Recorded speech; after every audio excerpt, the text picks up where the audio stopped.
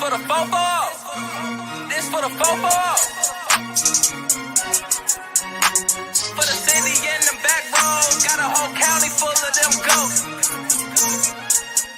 All from the fofo and let's go. Hey, it's just for Beulah County. Yeah, right on your head like a bounty. Said I'm from Beulah, they know I'm from Beulah. So let me just go talk about my surroundings. Shout out them Eagles that's out in Geneva. Them Lakers, oh yeah, that's Palmerton and Valley. We from the fofo chasing these goals. If you in the way, you get taken out proudly. And Jefferson soaring with Falcons. Said that you working, you ain't really working. You see that we working, our hands got a callus. Putting in reps till we moving some mountains. Edgewell got warriors, they won't allow it. Me, I bleed green and gold, they know defeating those dragons who run the whole city. You wildin'. And they really doubt it, yeah. And next we gon' go to Grand Valley. Work like a horse and don't show no remorse. So opponents keep coming, we stack them and pile them, yeah. And kinda I flooded with Spartans. As soon as they pull up on game day, we park them. Cause we number one in that spot, ain't a bargain. Man, shout out St. John, they be ballin' like Harden. This for the fofo. This for the fofo. This for the fofo. Good morning. Happy Monday, everybody. Sam Torres here on the 440 Sports Show, covering all of the best sports right here on YSN and in our area. We've got some cool stuff we're going to go over today. Now, not a whole lot of baseball and softball getting played on Friday night, mostly due to the fact that we've come upon the tournament time. So not much to go over on the scoreboard side of things there, but there was a lot of tournament softball getting played yesterday. But today I kind of wanted to talk a little bit. We're going to go a little bit off topic, and I know for some people this probably seems premature, but I want to get into a little bit of there we go. I'm actually talking. We're going to talk a little bit about the OHSAA, and we're going to talk about divisions. I got a chance to hop on the Power Hour last week for just a little bit and kind of chop it up with DJ. And make sure you check out his show at 3:00. And what we were talking about was kind of these huge sectionals, and how baseball. So for those of you who don't know, football in the state of Ohio, 7 divisions. You know, you go all the way from 1 to 7. And each division breaks it up into, you know, from the largest schools to the smallest schools. And we're actually going to talk about that too, because there's a problem with the way that works too. Football doesn't have it right by any means. There's a huge and a glaring gap there. But for pretty much every other sport, 4 divisions, which doesn't really make a whole lot of sense if you think about it. And I'm going to show you guys the numbers just to kind of back up my claim here. You know, it never really has made sense to me. The biggest thing I can come up with to kind of support that on the OHSAA side is, you know, football is probably the biggest revenue sport of all of them. So they can maybe afford to pay more referees and stuff like that. But if that is truly the reason, if that's the only reason behind this, I can't make that make sense. There's some matchups that don't necessarily make sense. You know, this is the first year that I've covered baseball and softball as in depth as you know, this year. So I've seen some small teams, some teams that really shouldn't really match up, and divisions are determined by enrollment. So there are pretty huge enrollment gaps in these divisions, and it doesn't necessarily make it fair.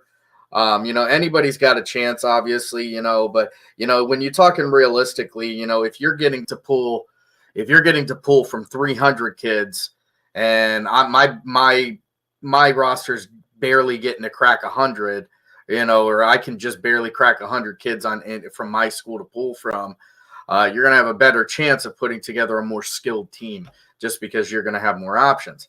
That's not to say that smaller teams can't win, but it doesn't necessarily make sense. It doesn't make sense. So, but before I start showing you some of those numbers and those sort of things, I wanted to run through. We had a lot of big moments last week. A lot of big moments last week on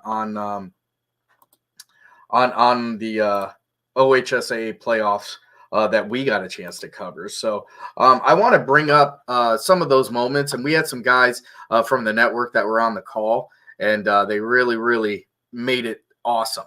And this is the difference here. This is why YSN offers you kind of a better, or not kind of. This is why YSN offers you a better product than a Huddle Cam.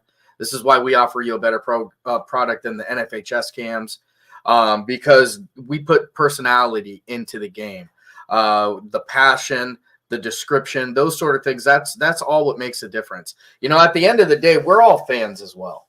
We're fans of the sport. We're fans of these kids and of these games. So I think it comes across in the clips. I think if you've ever listened to it, I think most our announcers are going to really make it seem like a big deal, because to us it truly is a big deal. But these are some of the championship moments. YSN is Your Sports Networks. These are your sports moments on Your Sports Network.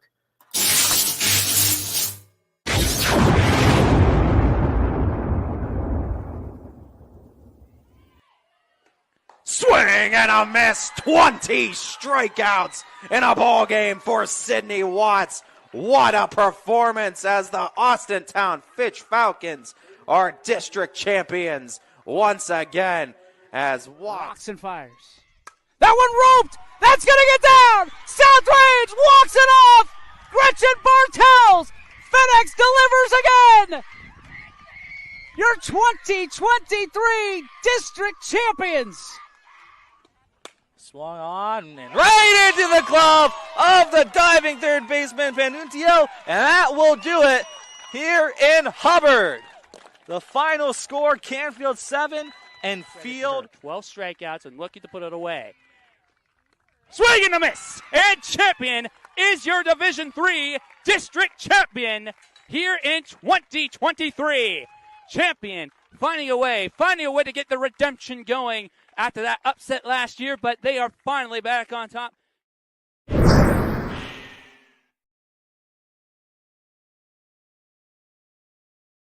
Yeah, those were some of the biggest moments from last week. We do have some young ladies from the YSN territory, heading into those district final games, or the winning district championship games. We've got some that are going into the regional play right now.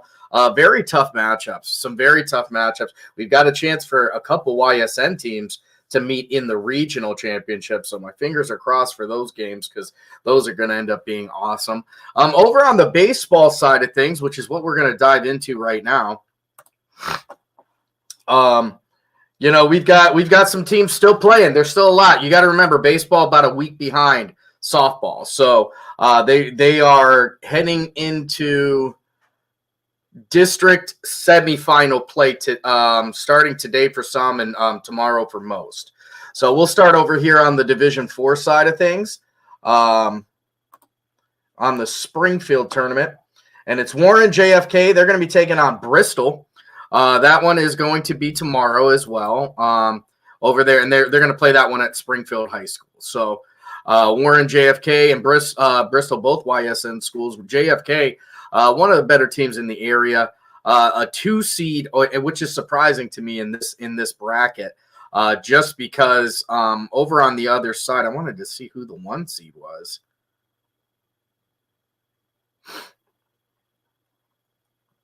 They split the conference series with a team by the name of Hartville Lake Center, and they're a 1 seed. So I think a lot of people are kind of looking for those two to play again.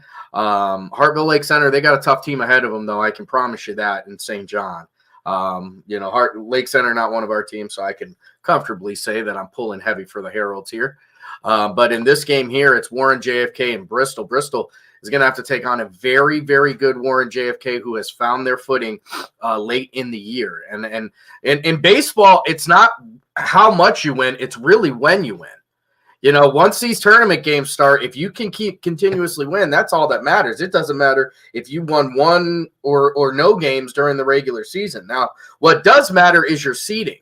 So you're going to get into those tougher games earlier in the bracket, the worse seed you are, because you're going to have, you know, the higher seeds play the lower seeds. But these seeds, a lot of times, you know, when you talk about a 16 versus a 22 or, you know, 13 versus a 9, you know, these games end up being closer than people expect, because a lot of times there's a lot of parity in baseball. These teams aren't as far off as you would think. Also down here, you're going to have Springfield, who's going to get to host a district playoff game. How about that? They're going to get to play on their home field, I believe. Yeah, they get to play on their home field for this district semifinal game, and they're going to be taking on Columbiana Heartland Christian.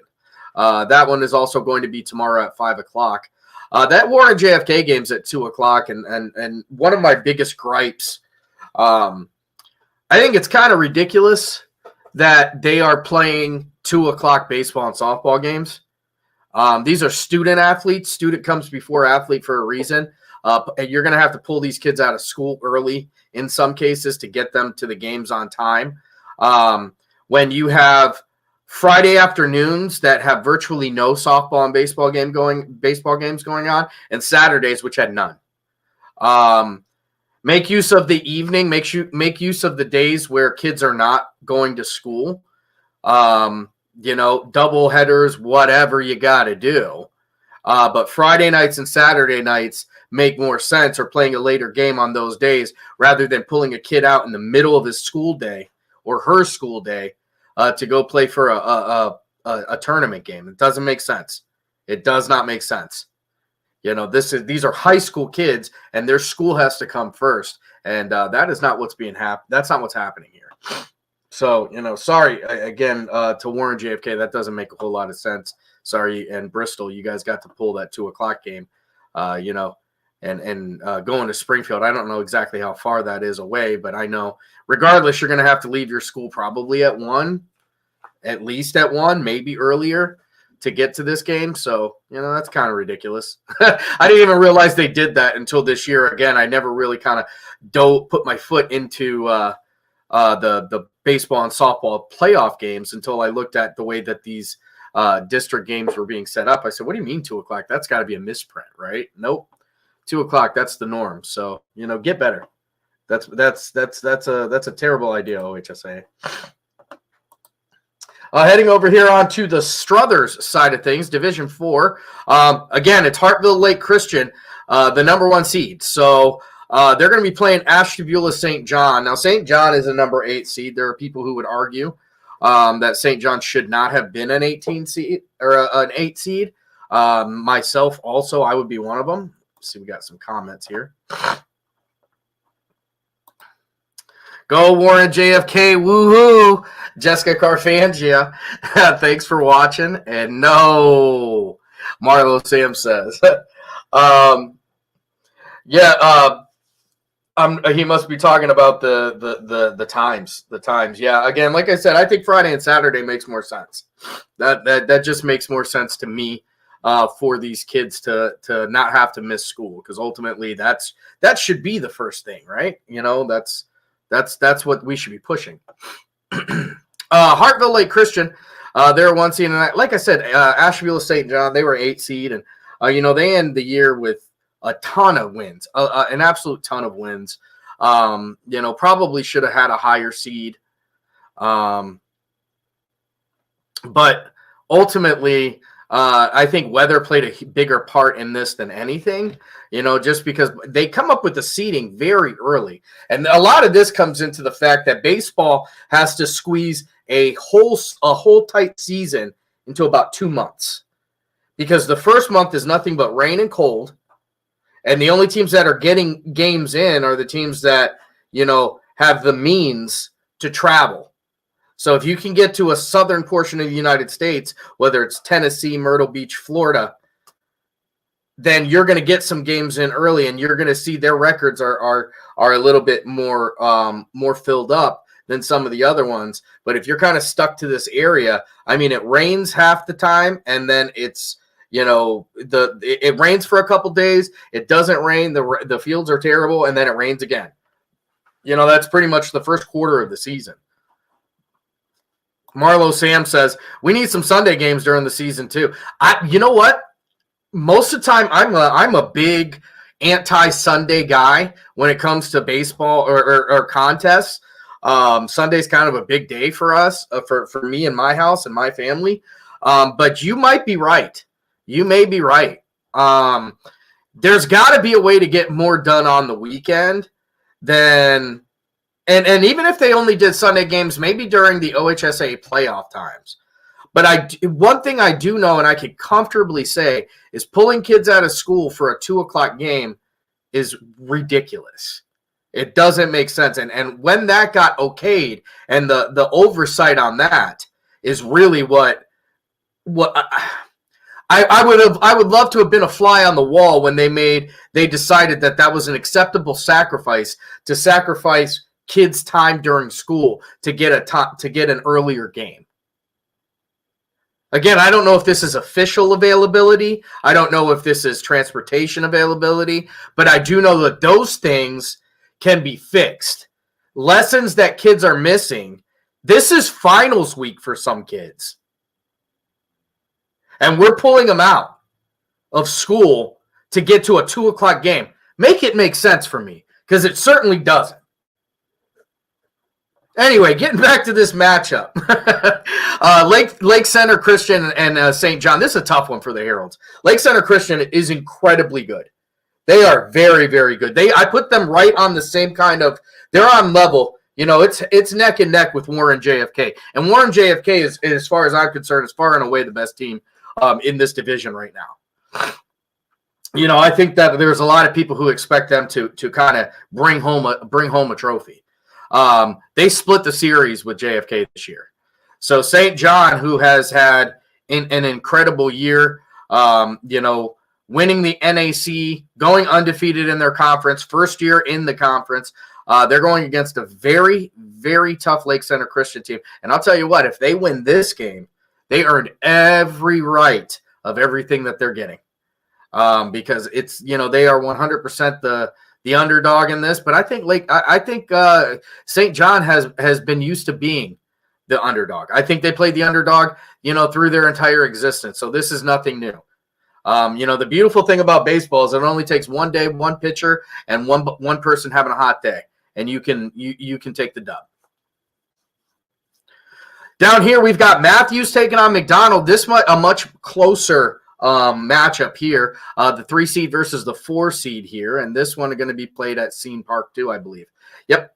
So these are going to be played at Scene Park, with St. John starting at 5 and Matthews going to be both playing at 5. Bob Scene Park down there in Struthers, like, what an awesome, awesome deal that is for the people who can make use of those facilities. Tons of baseball fields, beautifully kept. There are lights down there. They have a full-time crew, and it makes sense. I've been talking to a local coach up here in the Ashtabula area about the overall need for, a high-level baseball field. And by high level, I mean turf. We need one up here, guys. Our teams get to play about 3/4 of the games that a lot of teams in the southern portion get to play. And that's why it makes us hard to get ready, because we're starting, we play the first quarter of our season in a gym. And gyms are for basketball, gyms are for volleyball. Gyms are not for baseball. You're not getting better in there. The very best you can hope is you're maintaining in a gym. All right, heading over here onto the Division III side of things. We'll go over to the Struthers bracket. And that's going to have Cortland, Lakeview, and Perry. This one's starting today, and is it at Scene Park? Yep, 6:30 game. Lakeview and Perry. This is going to be one to tune in for today. Cortland, Lakeview is very, very good. Perry is also very, very good. Lakeview has been riding a high, winning the NE8. beating some top-level teams, including teams who are still playing in the tournament right now. Going against a Perry team that is so regularly this deep into the tournament that this may as well be a regular season for them, a regular season game for them. So this is sure to be, Cortland has stepped up to every single challenge throughout this year, and there is no rest for the wicked.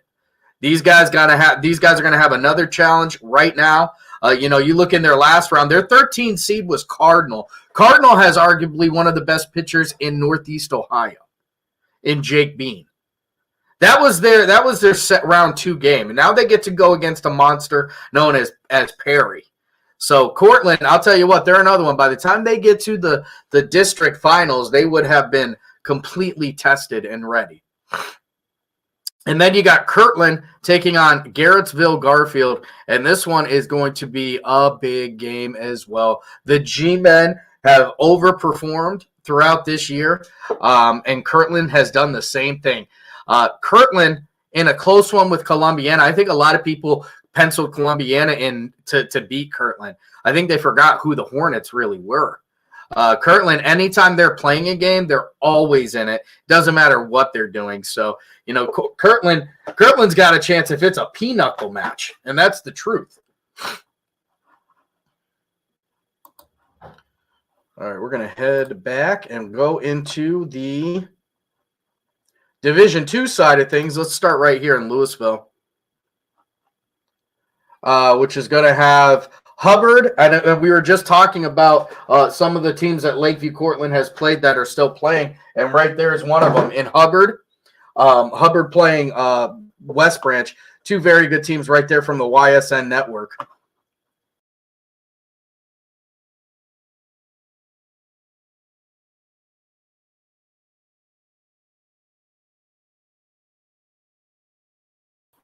All right, we're back. Sorry about that, folks. I don't know what happened, but, that's the way it goes sometimes. Let's get this right back up on the screen. All right. It's better because it looks like the connection stabilized anyway. So, awesome. Again, Hubbard and West Branch playing each other. Let's head over to the Struthers side of things. And that's going to have these games are going to be starting today at 4 o'clock, and that's Canfield and Poland Seminary. Another one you're not going to want to miss. 2 giants of that area. Canfield, obviously, the heavy favorite in this one. Poland Seminary, they got everything they could handle from Edgewood. That 1-run difference. Edgewood, they were in a tough game against them. They're going against a very, very good Canfield team with probably one of the best players on the YSN network playing for them right now. So that game is going to be played at Bob Scene Park as well. 4 o'clock, 2 versus 8 seed there.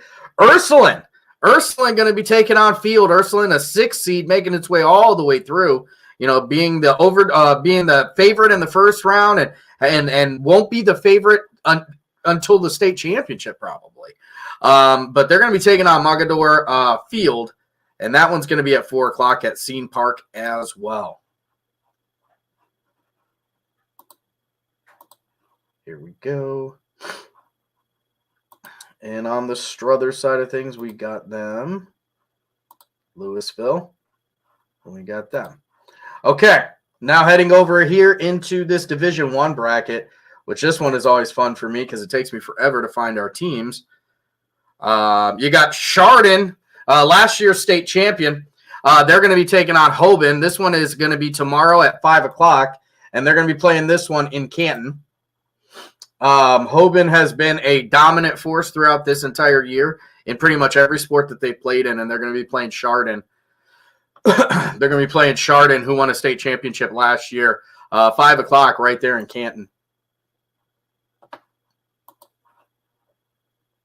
Euclid, I think is where they're at. Mayfield, Hudson. Nope. Macedonia. That's where they were. All right, and now over here on the Division I side of things, it's Walsh Jesuit. They're getting ready to play Austintown Fitch. This one's a 4:30 game in Macedonia.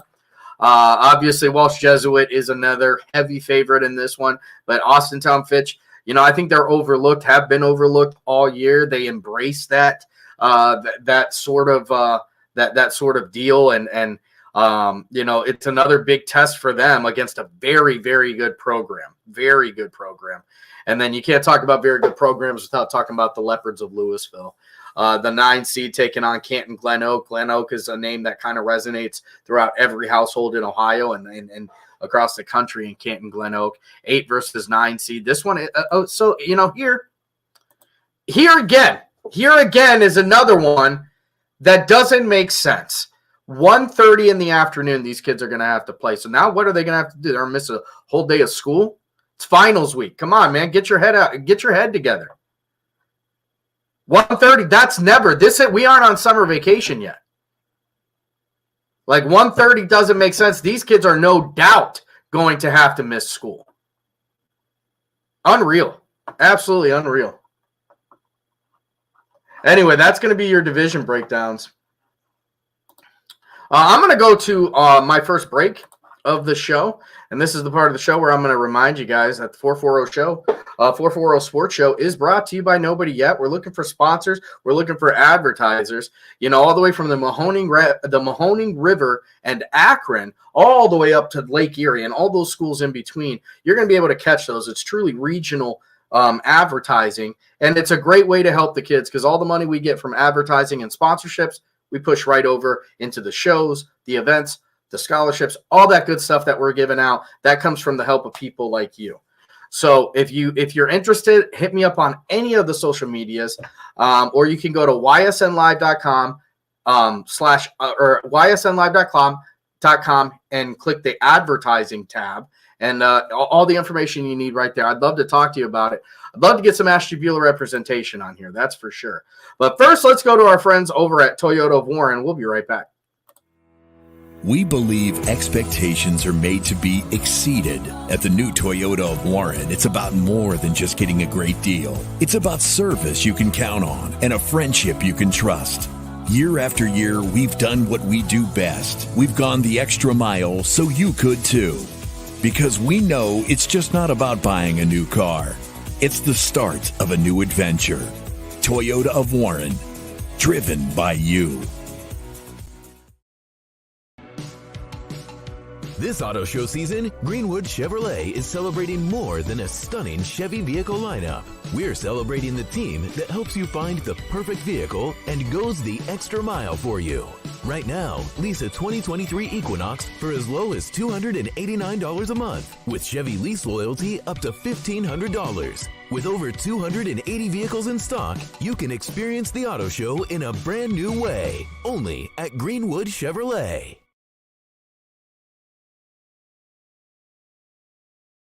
Shopping for a vehicle online should be easy and worry-free. Introducing Merge from Greenwood Chevrolet, a completely new way to buy a car that combines the convenience of shopping online with the personal touch and expertise that Greenwood is known for. With Merge, shopping is as easy as 1, 2, 3. Choose a vehicle from our pre-owned inventory, build a deal that fits your needs, and finalize the deal with our online buying team. That's car buying in a new lane. Visit greenwoodchevrolet.com and let us go the extra mile for you. All right, everybody, welcome back to the show. Sam Torres here.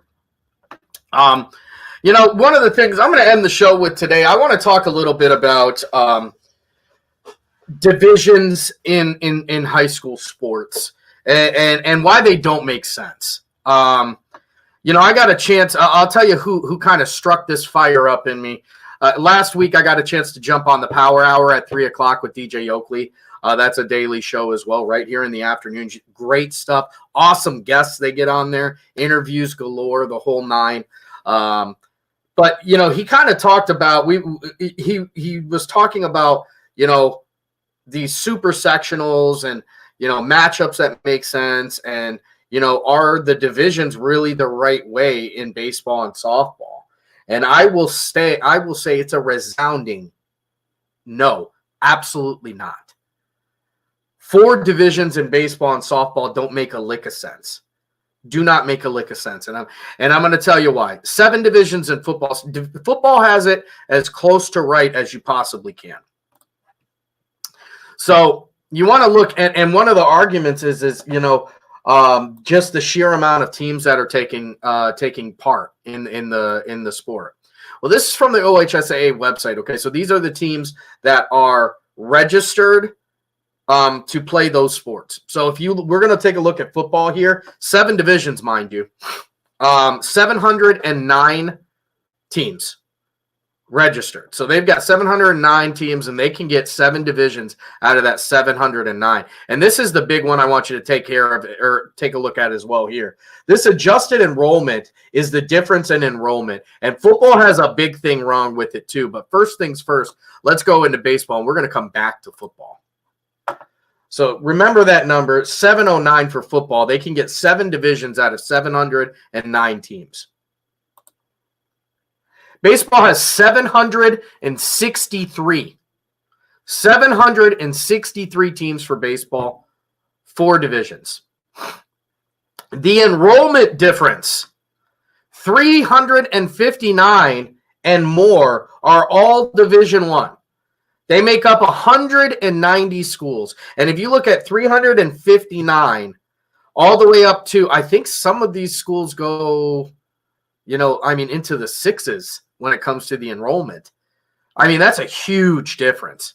An absolutely monstrous difference. Division II with 189 schools, 208 to 358. 100 kids makes the difference. 129, 207 in 3, and 128 and less is Division IV. You can't tell me that with those 190 schools in each division, that putting in 3 more divisions and breaking up this enrollment to be a little bit more fairly, where maybe the difference in enrollment isn't 100, maybe the difference in enrollment ends up being closer to the 50 to 75 kid range, which is probably where it should be. But again, 763 teams in baseball, only 4 divisions. 709 teams in football, 7 divisions. Let's look at softball, because everybody thinks about do they have the teams? Do they have the teams? Well, let's look at softball. 749 teams on the softball side of things. Again, the same thing. You've got more teams and less divisions. That doesn't make sense ever. Ever. That will never make sense. You have teams matching up that really shouldn't be matching up. And what you're truly doing is robbing some of these smaller schools and robbing some of these schools that barely meet the division requirement. There are schools in Division I that should not be there. There are schools in Division II, same deal, that are going to run into powerhouses that they're never going to be able to get past because they simply have way more enrollment. 198 to 347 in Division II. Come on. That's ridiculous. It doesn't make sense. It does not make sense. And it's not just baseball and softball where this is the problem. You look at girls basketball. Basketball is a mess. Basketball is an absolute mess. 789 on the girls' side. They don't even have the boys' side posted, but I can promise you the boys' side has even more teams than that. 4 divisions. 4 divisions. That's why you have teams like Richmond Heights that literally moonwalk into the state championship this year. 4 divisions, because they're going against teams, Richmond Heights and St. John High School, same division. Doesn't make not even a little bit of sense. Not even a little bit. None at all. None at all here in basketball. And football has it pretty close to right. Pretty close to right. But football, there is a glaring error with football. And I know it's early to start talking football. But this is my show, so I'm going to talk about it. And I love football. So there's a glaring error with football. And I don't know if this is overlooked on purpose. I don't know if there are specialized interest groups that are keeping it this way so they can have, their time in the sun, so they can pump their numbers up. But 7 divisions, I want you to look. There's one of these things is not like the other. I agree with you, Marlo. My man, it's never too early for football. One of these things is not like the other when it comes to football. Look at Division I. 71 schools for Division 1, 106 for Division 2. Division 1 getting coddled there a little bit. And, one of the things we talked about with the playoffs, you've got regions in Division 1 now. 16 teams make the playoffs every year, okay? 16 teams make the playoffs every year. I love it. More football, the better. I love 16. I love that many getting in, but I'll tell you what, I could understand if they bumped it down to 12. I think 8 was not enough, and I think 4 was ridiculous. But I think 16 works, and I think 12 is probably the perfect number. 71 teams in football are Division 1. Region 1, Division 1, there are 17 teams in the region. You only have to win one game to make the playoffs in Division 1. It's the stupidest thing on earth. And people are saying, well, it doesn't make, we can't make the numbers. Yes, you can, and I'm going to tell you how. If you look at Division 2, so let's start talking adjusted enrollment, okay? Adjusted enrollment is the number of kids you're going to get, you have registered with the state. 604. 604 is the bottom number there. Every other one, it starts in the 3s and the 4s. Not football. Football's going to start at 600. 604 or more, which is why there's only 71 schools that qualify for that Division 1 status. Look at the difference in Division 2. Division 2, 106 schools, 378, so call it 380 just for ease of numbers, to 603. I am not a math guy, so I'm going to get out here on this handy-dandy calculator so we can talk about the difference in that. So 603 minus 378, 225. 225 student difference in Division 2 from the top to the very bottom. That's why Lakeside is playing against Riverside, who are two different completely programs. That doesn't make a little bit of sense. First of all, that Division 1 number is the one that needs to get fixed. That Division 1 number should start at about 400. That Division 1 number should start. Well, for the sake of fairness, let's say that Division 1 number starts at 480 and above, or even if you bumped it down to 500 and above.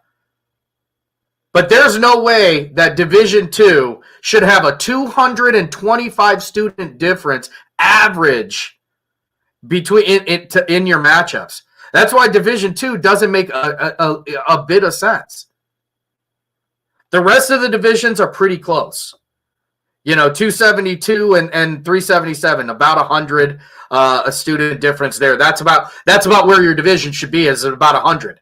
Except Division 1. When you get to Division 1, once you meet that criteria, you're going against the best, the biggest, and the baddest, right? Division 1 is the top tier. When you get to the top tier, those are the ones who should have to make the sacrifice. Those are the ones who should have to go against teams that maybe they barely qualified for Division 1, and now they're going against a monster. That's where it should happen, not Division 2. Division 2, 100 kid difference is where they should be. This is where football needs to be.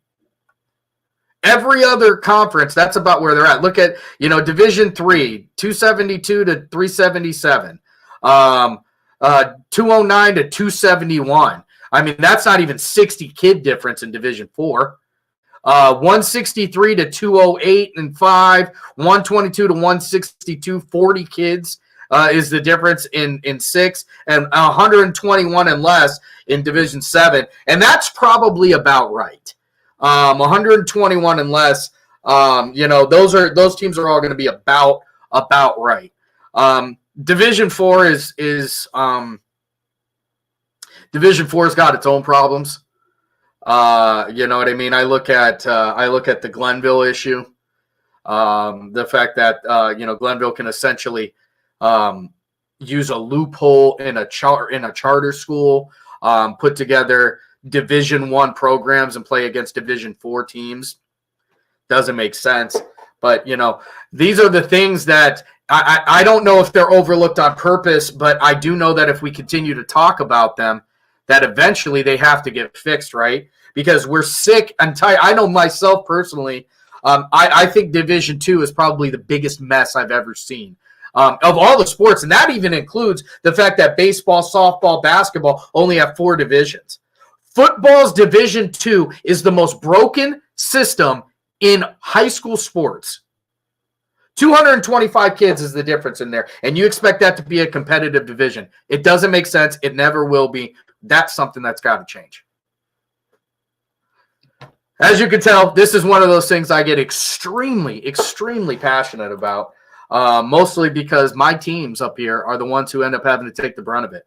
I've watched Lakeside have to match up against teams in Division II that don't make any sense at all. It's not fair. Give the kids an even playing field. Give the kids a chance. 225 kid difference in a division is an injustice. It's an injustice to the kids. We have to do better. We have to do better. I know we can do better. That's all I got for today, folks. I know this one went a little bit long because I went a bit off on a tangent. But that's one. I'll tell you what, football is one of those things that's always going to bring it out of me. So my name is Sam Torres. We'll be back again tomorrow. I'll talk to you guys soon. This for the football. This for the football. For the city and the back roads. Got a whole county full of them ghosts. All from the football. Hey, it's just for Beulah County. Yeah, right on your head like a bounty. Said I'm from Beulah, they know I'm from Beulah, so let me just go talk about my surroundings. Shout out them Eagles that's out in Geneva, them Lakers, oh yeah, that's Palmerton and Valley. We from the football chasing these goals. If you in the way, you get taken out proudly. And Jefferson soaring with Falcons. Said that you working, you ain't really working. You see that we working, our hands got a callus. Putting in reps till we moving some mountains. Edgewood got warriors, they won't allow it. Me, I bleed green and gold, they know defeating those dragons who run the whole city. You wildin'. And they really bout it.